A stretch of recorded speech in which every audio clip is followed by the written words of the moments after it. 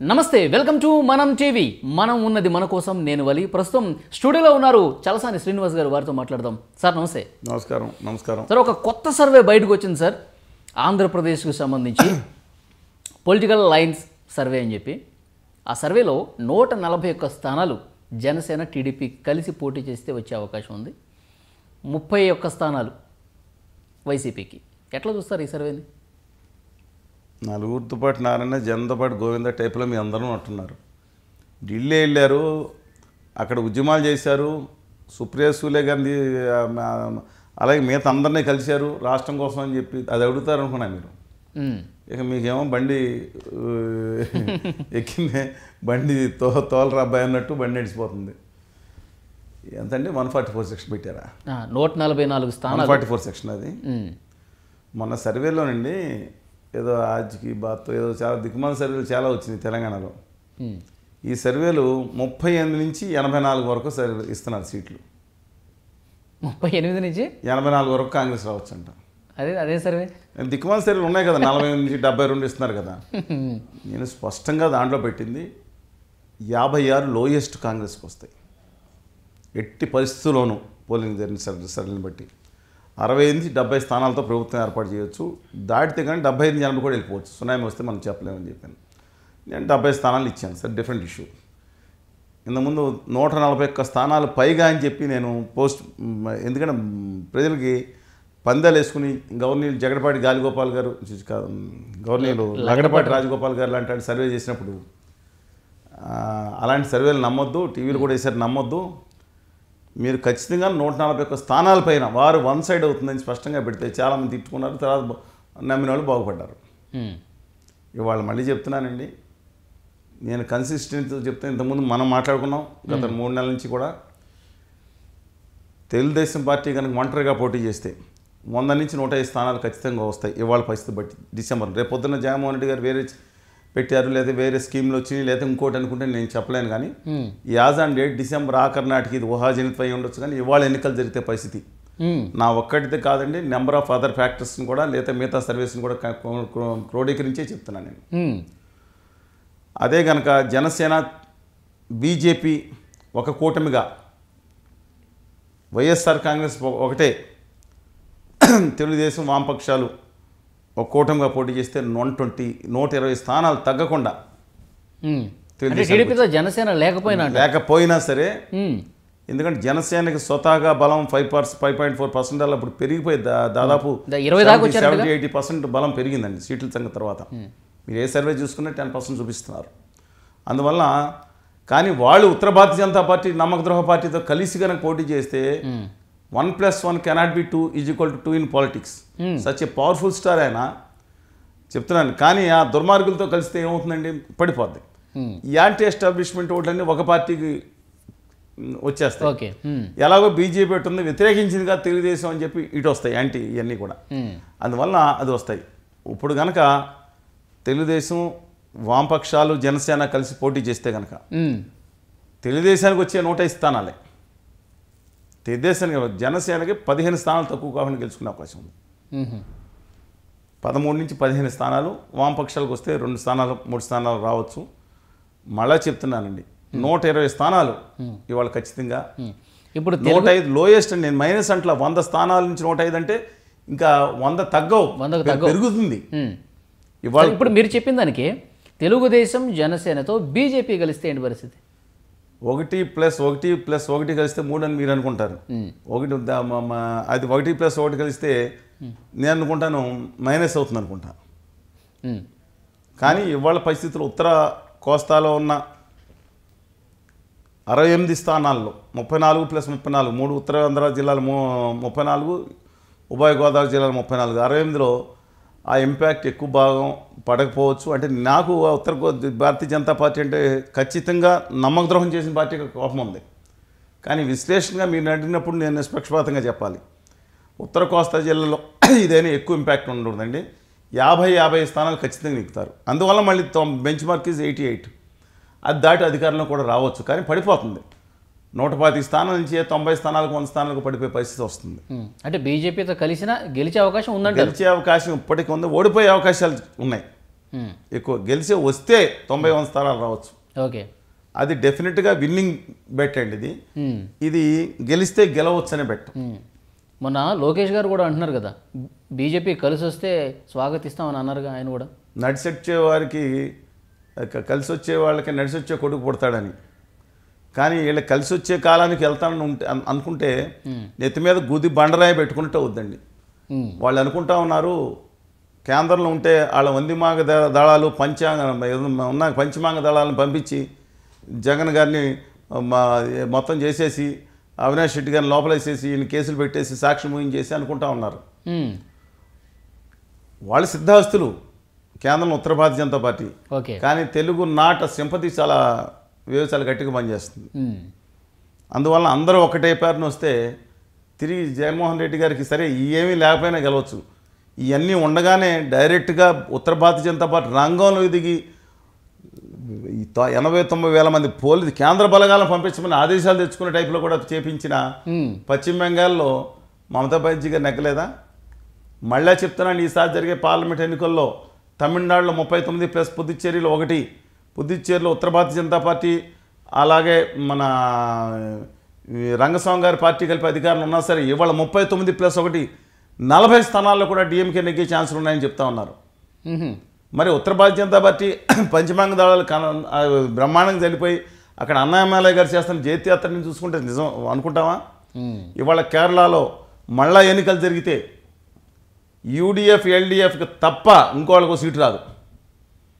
అలాగే ఆంధ్రప్రదేశ్లో కూడా చెప్తున్నాను, డెఫినెట్గా వాళ్ళు చేసిన నమ్మక ద్రోహం నైవంచనికి ఎవరు ఒప్పుకోలేదు.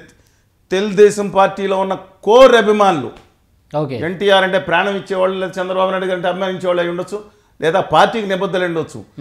ఇవాళ ఆ పార్టీ మీద విషప్రయోగం చేసిన ఉత్తర భారతీయ జనతా పార్టీ అంటే అసహించుకుంటున్నారు. చంద్రబాబు నాయుడు గారు కాదు, వాళ్ళ నాన్నగారు ఖర్జూర్ నాయుడు గారు చెప్పినా, వాళ్ళ అబ్బాయి చెప్పినా, ఎవరు చెప్పినా సరే ఎట్టి పరిస్థితుల్లోనూ ఆయన అంటే అభిమానం వాళ్ళు ఉన్నవాళ్ళు చెప్తున్నారండి. ఎక్సెప్ట్ వీరాభిమానులు సైకో ఫ్యాన్స్ తీసేయండి. ఉత్తర భారతీయ జనతా పార్టీ అక్కడ తిరిగి జీవీఎల్ నరసింహరావు గారిని నెత్తి మీద ఎత్తుకోవాలి. గౌరవనీయులు ఆయన ఏదో వీర్రాజు గారు అంటారు, ఆయన అదే వీర్రాజు గారు అంటారు, సోమ వీర్రాజు గారు అంటారా? సోమ వీర్రాజు గారు అంటారు. సారా వీర్రాజు గారు అనకూడదండి. ఆయన ముచ్చేత చీప్ లెక్క తక్కువ రేటుకి ఇస్తానగానే సారా వీర్రాజు గారు అక్కడ చాలా ముద్దుగా పిలుచుకుంటున్నారంట.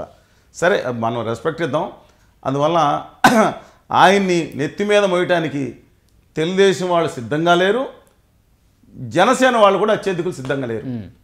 కానీ ఇప్పుడు చేసిన పోరాటం ఏదైతే ఉందో ఆ రోజు తక్కువ కాలం చేసి ఉండొచ్చు, 2-3 సార్లు మీటింగ్లు పెట్టి ఉండొచ్చు. ప్రత్యేక హోదా కోసం నమ్మక ద్రోహం చేసిన కేంద్ర ప్రభుత్వాన్ని, పాచిపోయినట్టు నీచ నికృష్ట అధమాధములైన ఆ ప్రభుత్వాన్ని మళ్ళీ తిరిగి గెలిపించాలంటే ఆత్మగౌరవం తెలుగు కూడా ఒప్పుకుంటాయండి. సరే, ఇప్పుడు మొన్న 3 రాష్ట్రాల్లో భారతీయ జనతా పార్టీ అధికారంలోకి వచ్చింది. ఉత్తర భారతీయ జనతా పార్టీ ఉత్తరాది 3 రాష్ట్రాల్లో అధికారంలోకి వచ్చింది. కేంద్రంలో కూడా ఈసారి మళ్ళీ మోదీనే అని దీన్ని ఒక ఉదాహరణగా చూపిస్తున్నారు. రేపు జరగబోయేది కూడా అదే అని చెప్పేసి. ఒకవేళ ఇప్పుడు ఇక్కడ తెలుగుదేశము జనసేన కలిసి పోటీ చేసి అధికారంలోకి వచ్చినా మళ్ళీ కేంద్రం సాయమే కదా కావాల్సింది. అందుకని చెప్పి వాళ్ళతో కొంత సఖ్యతగా ఉండాల్సిన అవసరం ఉంది కదా రాష్ట్ర భవిష్యత్తు కోసం. నేను దెబ్బలాడమని అనలేదండి. చంద్రబాబు నాయుడు గారు 4 సంవత్సరాలు అద్భుతమైన సఖ్యతతో ఉన్నారు. ఓ చెంబు పెడతాడు మట్టి, ఆ దిక్కుమాలిన మురికి నీళ్ళు యమునాని తీసుకొచ్చి మొహం మీద కొట్టిపోయారు. నేను చెప్పిన మాటకి సఖ్యతగా ఉండి ఎన్ని అవమానాలు పడిపోయిన సంవత్సరం పాటు అపాయింట్మెంట్ అయిపోయిన చంద్రబాబు నాయుడు గారు ఆడికెళ్ళి ఎంతో బాధపడ్డారు. ఇప్పుడు చంద్రబాబు నాయుడు గారు అపాయింట్మెంట్ అయిపోతే బాధ కలిగింది, ఒక సిటిజన్ కింద నాకు బాధ కలిగింది.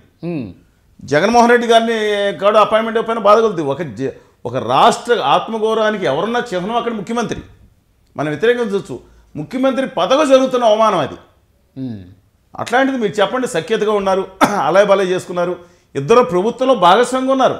అవును, ఫర్ కైండ్ ఇన్ఫర్మేషన్ నానా కష్టాలు పడ్డారు, సాగిల దండాలు పడ్డారు. 3,972 కోట్లు లోటు భర్తీ ఇచ్చారు. జగన్మోహన్ రెడ్డి గారు అధికారంలోకి వచ్చిన తర్వాత మొన్న 10,460 కోట్లు లోటు భర్తీ అన్ని సంవత్సరాల తర్వాత 9 సంవత్సరాల తర్వాత తీసుకొచ్చి అది పార్టీలుగా 50, 70, 500, 100 కోట్లు ఇస్తే ఒకే దుడ్డుని ఇచ్చేశారు. ఓకే, అది తప్ప నేను ఆ రోజు గౌరవనీయులు వెంకయ్యనాయుడు గారిని, నితిన్ గడ్కరీ గారిని, రాజ్నాథ్ సింగ్ గారిని, కలవంది ఎవరిని చెప్పండి మంత్రులు మానసుఖ్ మండవి కానీ ఏ మంత్రిని కలవలేదు మేము. తిప్పలపడి ఆయన గొరావు చేస్తే ఆఖరికి వెంకయ్యనాయుడు గారు కొంత ఉపయోగపడ్డారు. ఆయన ఏమో షెడ్యూకి పంపించేసి ఇది స్వర్ణ పంజరంలో బంధించి ఇప్పుడు ఆయన షెడ్యూకి పంపించేస్తే ఏదో పాతకాలం షాపులన్నీ మళ్ళీ కొత్తగా పెయింట్ వేసి ఓపెనింగ్ చేస్తాం. సార్ ఎందుకని ఇంత అన్యాయం జరుగుతూ వస్తుంది? మొదటి నమ్మక ద్రోహం బడ్జెట్లో ఒక్క విభజన హామీలు అక్కడే రాయలసీమ ఉత్తరాంధ్రకు ఒక్క రూపాయి ఇవ్వలేదు. అంటే చేతగా అంత వివక్ష ఎందుకు? భారతీయ కక్ష, వివక్ష కాదు, మీరు విభాగ్ తీసేయండి, కక్ష. ఓకే, కక్ష. మరి 2000 సంవత్సరాల క్రితం దమ్మున్న తెలుగోడు ఎవడైతే కానివ్వండి, తెలుగోడు దాన్ని కట్టుకుంటే అమరావతి నుంచి వెళ్ళాడా, కోటిలింగాల నుంచి కరీంనగర్ నుంచి వెళ్ళాడా, ఆంధ్ర శాతవాహనంలో వెళ్ళి ఆ గుజరాత్ని జయించి వచ్చారు కదా, ఆ కక్ష పడిపోయినట్టుంది. అప్పుడు 2000 సంవత్సరాలు కక్ష ఇప్పుడు పెట్టుకుంటున్నాడు ఈ గుమా వ్యాపారులు ఇద్దరు. ఆంధ్రప్రదేశ్కి ఇవ్వాల్సిన విభజన హామీలు ఇవ్వకుండా, ఆ రాయితీలు ఇవ్వకుండా తీసుకెళ్ళి ఆ గిఫ్ట్ సీట్ ఇప్పించుకుంటే చేతగాని సన్నాసి ఈ నాయకులు కొంతమంది నీడబడిన నాయకులు ఉన్నారు. నేను తిట్టినందుకు బాధ కలగవచ్చు. చేతగాని నాయకులు. అసలు అహ్మదాబాద్ ఉన్నాయి, నీకు గాంధీనగర్ ఉంది, మెట్రోలో వేసుకుంటావు, 2 రాజధానులు ఉన్నాయి. ఆ తర్వాత దోలేరు సిటీ అని ఈ ఏషియాలోని అతిపెద్ద సిటీ నిర్మించుకుంటున్నావు. ఇన్ని పోగా నీకు గిఫ్ట్ సీటీ పెట్టుకుని మాకు రావాల్సిన రాయితీలను తీసుకెళ్ళిపోతే మా ఇండస్ట్రీస్ పిల్లలు ఎలా బాగుపడతారయ్యా?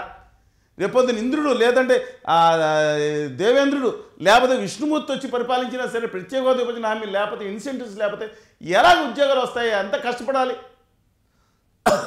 ఇది నిజం కాదా? ఆత్మగౌరవం తెలుగువాడు నేను అన్న పరిశుపద్యాలం పట్ల బాధపడచ్చేమో కానీ నేను అన్న మాటలను అంతరార్థాన్ని గ్రహిస్తే విజ్ఞతతో ఆలోచిస్తారు. భారతీయ జనతా పార్టీని అసలు ఎలక్షన్స్లో ఇక్కడ ఆంధ్రప్రదేశ్లో ఉన్న పార్టీలు దూరం పెట్టాల్సిన అవసరమే ఉందంటారు. దూరం ఉత్తర భారతీయ జనతా పార్టీని, ఎందుకంటే మా దక్షిణాదిని నల్లాళ్ళని నీగ్రోలని ఆ విధంగా అన్యాప్రదేశ్ని చాలా అసహ్యంగా, నీగ్రోలని తక్కువ వాళ్ళు కాదండి కానీ వాళ్ళ వ్యవహార శైలి చెప్తున్నాను. అలా చేసి కలిసి ఉంటలేదా? నాకు హిందీ రానాలి, దేశం వదిలిపోవాలి, దేశ గదర్ ఎవడండి గదర్? నాకు పిచ్చి గట్టిగా మాట్లాడితే యూజ్లెస్ ఫెలోస్ వాళ్ళు. గదర్లు ఎవరు? దేశద్రోహులు ఎవరు? హిందీ రాకపోతే దేశద్రోహునా? నేను హిందీ రానాళ్ళు దేశం వదిలేసిపోలే ఎవడండి? సన్నాసాలు మంత్రులుగా ఉన్న యూజ్లెస్ క్రాక్స్ రోగ్స్ వాళ్ళు, రోగ్స్. హిందీ రానాళ్ళు దేశం వదిలిపోయాలపైన మంత్రిని డిస్మిస్ చేయాలని కేంద్ర ప్రభుత్వం ఏ రాష్ట్రంలో వాళ్ళ మిత్రపక్షాల్లో ఉన్న రాష్ట్రాలే కదా. ఇంకా శుద్ధులు చెప్తానా? వీళ్ళకి దేశభక్తి ఉందా? తెలుగువాడికి మించిన దేశభక్తి, ద్రవిడులకు ఉన్న దేశభక్తి, అనాథమైన ఆది మూలవాసులకు దేశభక్తి వీళ్ళకి. ఇప్పుడు మీరు చెప్తున్నట్టు ఎంత అవమానాలకు గురి చేస్తున్న పరిస్థితి ఉంది. మీరు ఎంతమంది అన్నట్టు కక్ష, వివక్ష కాదు కక్ష, తెలుగు జాతి మీద. అయితే ఇక్కడ ఏపీలో ఉన్న పార్టీలకి ఎందుకు అర్థం కావట్లేదు? ఎందుకు ఇంకా కలిసి ఉండాలని ఒక తపన కనిపిస్తుంది వాళ్ళలో? అంతర్జాతీయ ల్యాబ్స్కి ఎగిరికి పంపించాల్సిన అవసరం ఉందండి. దీనికి సూక్ష్మ క్రిమి ఏమన్నా వీళ్ళకి ఏమైనా దాడి చేసి చికెన్ గున్యా డెంగ్యూ వస్తాయి కదా, వణికిపోతా ఉన్నారు ఢిల్లీ అంటే. కారణం ఏంటో కనిపెట్టాల్సిన అవసరం ఉంది. ఎందుకంటే కొంతమంది అంటున్నారు వీళ్ళ మీద కేసులు. కళ్యాణ్ బాబు గారు సచ్ ఏ పవర్ఫుల్ స్టార్.